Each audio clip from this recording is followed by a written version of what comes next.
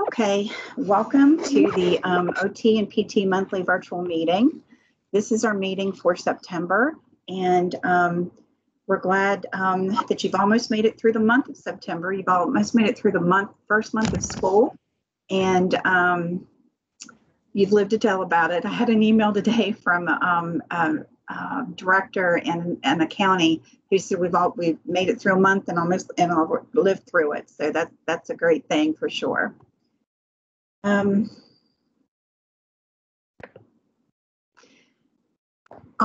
going to talk about our future meetings, a little bit about Medicaid, grade level expectations, form templates, telepractice issues, your ideas of how we can support you, and a quick survey that we have, and then any questions that we might have.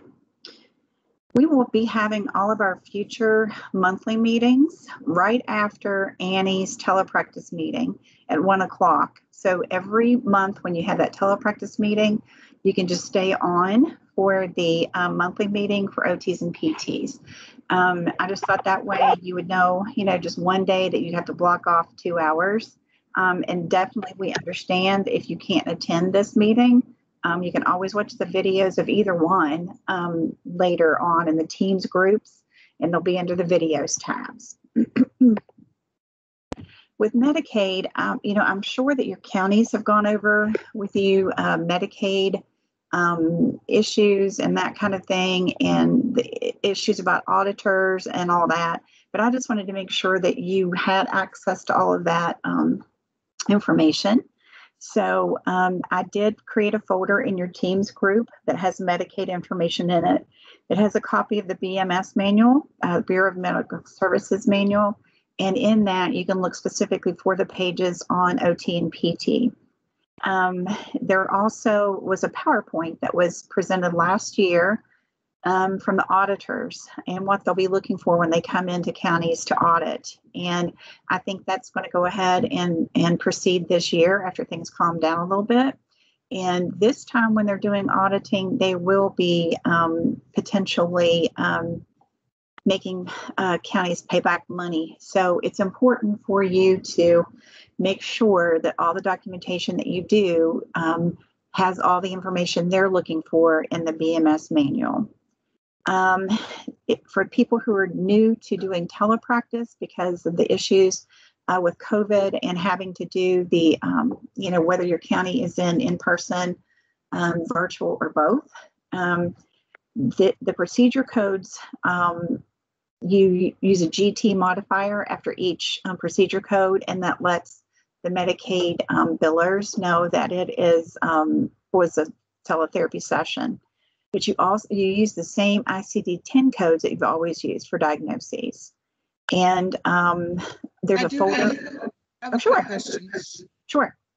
So who generates those GT codes? We've noticed in our notes that when we pull up the code that we don't have, right, there's not a choice, right, Susan, on doing GT or non-GT. It just comes up the 97350 GT, right? It has 97530G, what is our usual GP and GT both. Okay, and can you make a choice for one or the other, or it just automatically comes up the GT? It comes up both. Okay, so in our some of them only have the GP. Right. So what's happening is we do, for those kids who have apparently been designated as virtual, it's automatically coming up with the GT code. Okay. For us in our eDocs. But some of our kids who might be considered virtual are actually coming in for therapy. And so maybe that's an issue with RIA and eDocs that we need to clear up. Yeah, I mean, anything that's automatically populated like that from a third-party system like eDocs, you'll have to check with her about that. A lot of times counties don't have the electronic systems, and they're just adding those GT modifiers themselves, through as they write out the code. So yeah, that's something you'll have to check with RIA about for sure. Okay, thank you. That was good information because we were wondering what that GT meant. So thank you. Yeah, it's just an indicator that it's telepractice. So that's great. I'm glad to have a question. Okay. um, let's see.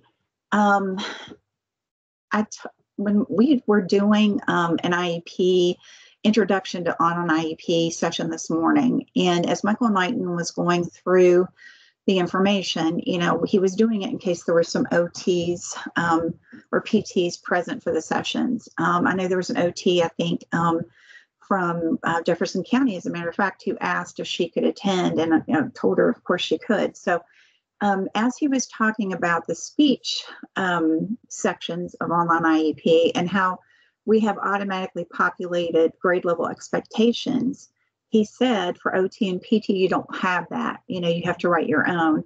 And it just dawned on me that maybe you guys would like something that's already populated in online IEP, so you didn't have to do your own explanations for each grade level each time. But I don't know how you feel about that.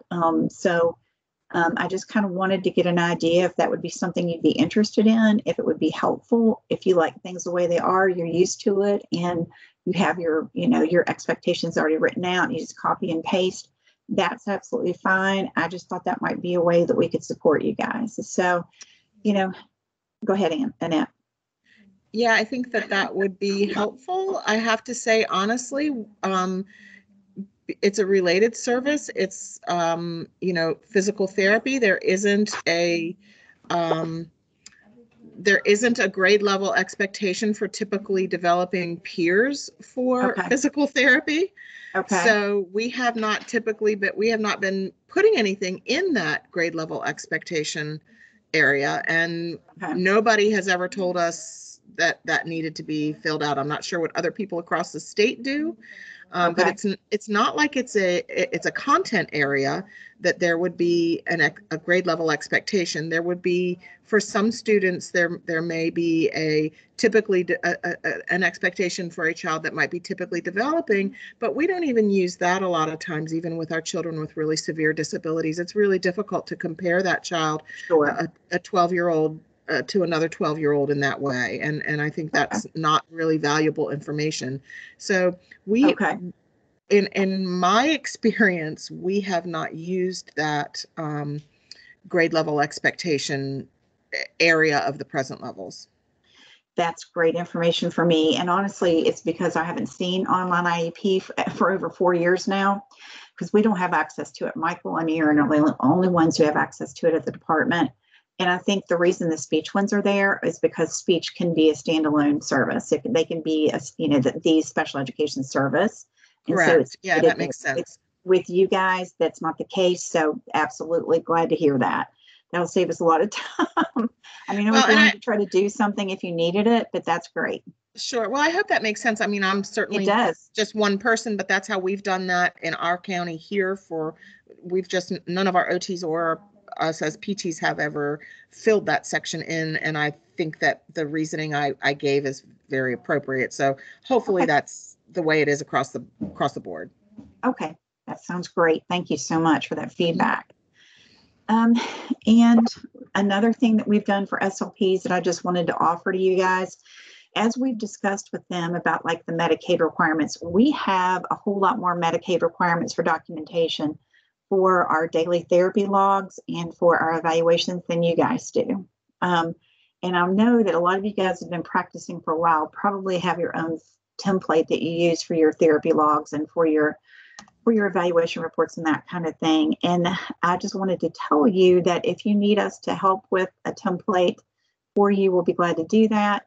SOPs, we're using a lot of therapy logs that have check boxes and abbreviations and that kind of things on them, and those will not get past the BMS auditors. They have to be able to read your notes just as if they're, your notes have to be written so that anybody who's not trained in OT and PT can understand them. So, Annette, do you have your own formats that you use? Yeah, we've been using the EDOC system for the last couple years, last year and then again this year, and that seems to work well. Prior to that, we had gone to sort of a narrative note format that included, we worked closely with our Medicaid representative at RESA 8 and came up with a note that made sure that we fulfilled all of those needs. But using eDocs we make sure that we complete everything in that, so that sort of makes us do it. And then with our evaluations, that takes care of it. And we do tend to have a format that we tend to go by for our evaluations, which are also narrative, but we kind of go through, it's kind of a formatted narrative that we tend to use. If anybody is interested, we would be happy to share that. It's not really a form, it's just kind of how we do it. Okay. But, if there is something that's generated, we would be happy to take a look at it too. Well, I mean, I'm just going to go ahead and leave this on the recording and just let everybody know, I know some counties aren't using eDocs, so they're not using any form of electronic documentation. And if you need any support, we'll be glad to try to do that. But, you've probably been practicing for a while and you have a format you use. The only thing I would suggest is to look through the Medicaid manual, the BMS manual, and make sure that whatever you're using has the documentation that's listed. And then look at the what they'll be looking for during the auditor's visits, and make sure that you can respond to any of those questions, because we found out they were looking for some things in the speech evaluation that we didn't even have access to at first. So we went ahead and created new parent information form templates and teacher evaluation report templates to get that information. They wanted like developmental information and that kind of thing. So, in the school system, you don't always have access to that. So I just wanted to make sure that if you guys needed support with this, you knew we were willing to help in any way. And so that offer is still out there. Okay. I wanted to check and see, and I mentioned this during Annie's telepracticing session just a while ago, that I know that a lot of counties have chosen to use Teams because it's provided free from the state, and because it's also HIPAA and FERPA compliant. So with that, though, I know as therapists, for teachers, I think they're being able to work out a lot of the things with it to do their instruction. But for therapists, it's been difficult because it's not as interactive as some other platforms are for, therapy and doing things like on websites and that kind of thing, or iPads that are interactive. So we worked with some SLPs in Putnam County and found out some issues they were having, like sharing their screens with iPads. Yes, they can share their screen, but they can't see the student. The student can't see them when that's happening. And the student also can't activate the iPad remotely. And so we went through and wrote down all the things that they were having issues with, like annotation, which I think for OTs would be good as far as, if you're doing any handwriting and that kind of thing. But we just wanted to make sure that if there are issues that you guys have run into as far as trying to provide OT and PT, please let me know. Please either post it in our Teams group or send me an email and let me know. And I will reach out to our contact at Microsoft, who has turned all of the SLPs issues over to their development department, and let them know what you guys need to be able to do your therapy. Because they want to be as competitive as, with other platforms. And until they can get it more interactive, thus making it more engaging, people aren't going to be as excited about using it. So they're very on board as far as trying to help out with that. So, if you know things that you need to be able to do, just please let me know. And, here again, we just wanted ideas about how to support you guys. One of the things that I wondered is, for SLPs, if they request a training of some kind, typically we either can provide that training, or we can reach out to someone in the field that we know who can. When it comes to OT and PT trainings that you guys might request, I really don't have anyone to reach out to at this point besides Ann Cronin at WVU, who's been wonderful to help us out. But I thought, I guess you guys need continuing ed hours and that kind of thing for your licensure. And I just wanted to tell you that I've tried to look on like the national websites for OT and PT, and I can't look at a lot of the information that's on there as just a visitor. And there's no way to get like a visitor account or just a public account like you can in some associations. So if you guys know of modules that are available or something like that for CEUs that you have to purchase, that would have different topics on them. If you reach out to me, we can check into that and see about paying for those and offering them online so that you could get some CEUs for them. We've done that in the past, like within counties with SLPs, and we've done it statewide too. So if there are, training modules out there, something that have a pay fee with them, we'll be glad to check into that if you let us know the information about it, if that would be helpful. I just wanted to also mention that we posted a survey. It's a real quick survey. And I posted it in the Teams group already. I think it's just a couple of questions, but we wanted to know who is a new a new OT or PT, because we do have a new therapist group, and we'll definitely want to invite them to be a part of that, because we're doing some general training like Policy 2419. We did the online IEP training this morning. We've done scheduling, documentation, all that kind of thing. And Libby's posting the link in the Teams in the comment section as well. If you'll fill out that survey, then that'll let us know who we need to invite to that team to receive the generalized and specialized training. We also want to get a little bit of information from you guys, because I think it's important for you to be able to get to know each other, across counties. You might know some people, but I think it's really important for you to get to know each other, because that way this team can be really functional. We want you to be able to have that access to be able to reach out and that kind of thing. So if you could just spend the time to fill out that survey, we'd really appreciate it. And then just remember, we're in this together. We are happy to support you in any way we possibly can. I just need to know, what you need.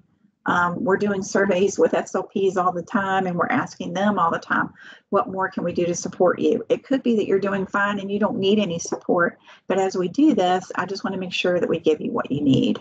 After things have calmed down a little bit, we are going to start working on some guidance documents, but we wanted to give everybody time to be able to get the year started, get their schedules established, and let things calm down a little bit before starting that, but we will be working on that. So anyway, Annette, do you have any questions? Thanks. No, not really. I just wanted to be able to pop on and see what was going on. I wasn't able to attend the telepractice one, and so just kind of wanted to touch base and again see what you guys had going on. We'll just kind of keep a lookout, and hopefully one of us here can join in the next meeting or so. I did see the list that you had posted that had all of the suggestions for teams, which are all of the things that we have found out that we need from teams as well. Perfect. So I didn't have anything to add for that. I think the only and then the training modules, I'll look for that. I am a member of the APTA pediatric section and the school-based therapist special interest group. So I'll look to see if there's some information. I know there's a national pediatric physical therapy conference happening in November, and that is all going to be virtual now. They've posted some of the sessions, and so I'll look to see if any of those have anything specific for school-based therapists. I know there's a couple of modules on use of adaptive equipment and standards and those kinds of things. So I'll look at that and see if any of that, and I'll send you an email. Probably the only other thing that I think I think it might be nice to network with people about is just to sort of get an idea of how in the world are people managing their schedules.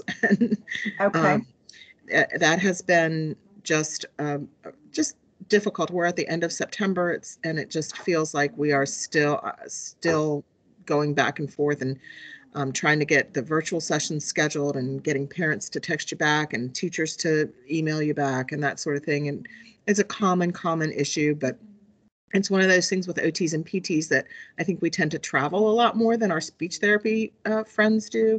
And it becomes, it does become difficult. and scheduling now has become even harder. Okay. So just trying to get, and then also we have the pressure of, being told administratively, we need to get these minutes in.